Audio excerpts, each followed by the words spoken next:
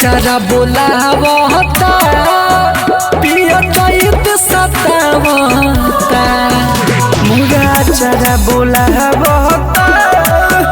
पिया चैत सतावता लागता जड़ भोरे खोजता तोहर कोरे लागता जड़ भोरे खोजता तोहर कोरे भोर हरियाणा भावता मोरे अचारा बोलावता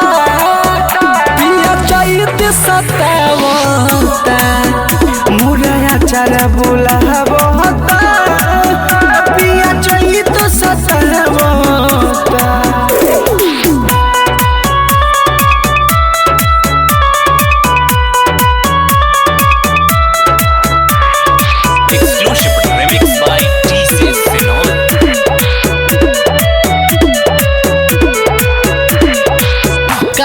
कोयलिया बोला से बोलिया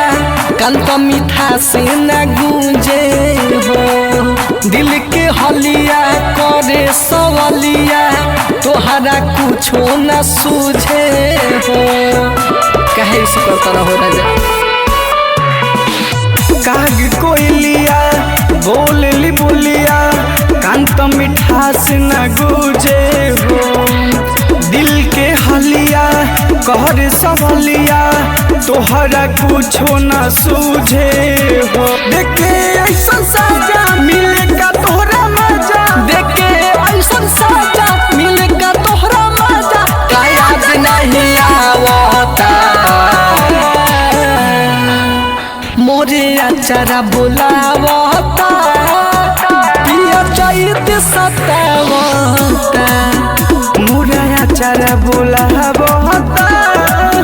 पिया चैत सतावता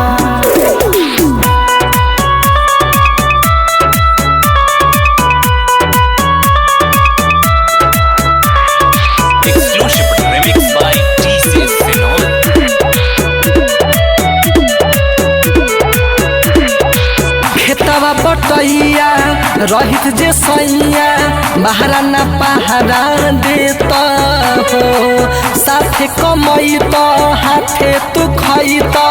बिना के हवा लेता हो बुझल खेतवा बटैया रहित सैया बहरा न पहरा देता हो साथ कमैत हाथ खियात बिना के हवा लेता